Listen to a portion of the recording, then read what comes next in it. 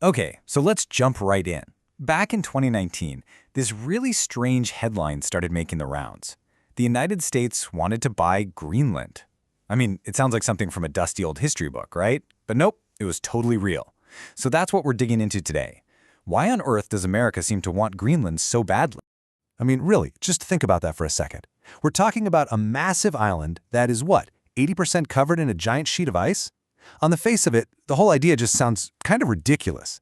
So what is really going on here? What's the secret sauce? What's the hidden value that makes this huge frozen landscape so darn desirable? Right, so this whole thing just blew up in 2019. The US president at the time was pretty blunt about it, just called it a large real estate deal. But here's the thing. Calling Greenland real estate is a bit like calling the ocean a big puddle. It just completely misses the point. The real reasons, as you're about to see, go way, way deeper than that. All right, so let's kick things off with the event that really put this whole conversation back on the map. That pretty sudden and, let's be honest, kind of shocking offer from 2019. You know, this news pretty much blindsided everybody. It came out of nowhere. Suddenly, you had all these reports swirling that the White House was genuinely, seriously looking into this. Denmark's reaction? It was fast and it was crystal clear. They basically called the idea absurd and slammed the door shut. Greenland was not for sale, period. But of course, that just made everyone ask the real question even louder. Why did the US even want it to begin with? Okay, to really get the answer here, we've got to look past all that ice. Because what Greenland actually represents in the 21st century, well, it's nothing short of a treasure trove of hidden value.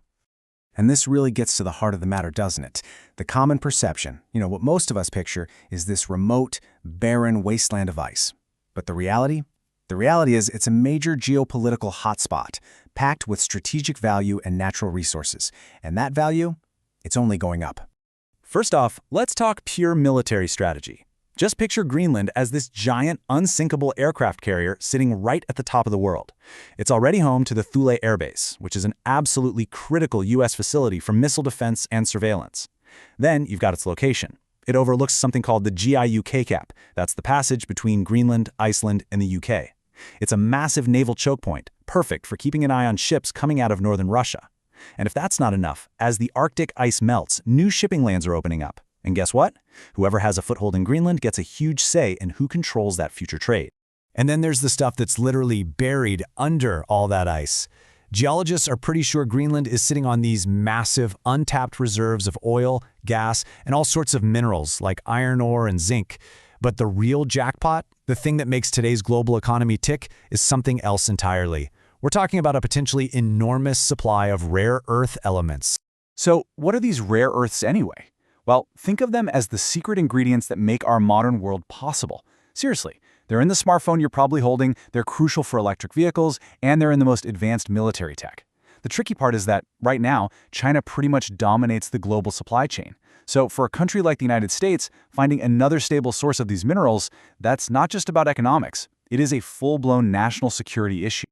But this is where the story gets really interesting. Because that offer in 2019, it wasn't just some bizarre random idea that came out of the blue.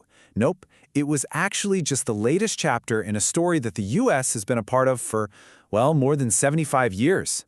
See, the U.S. military first set up shop there during World War II once they realized how strategically important the location was.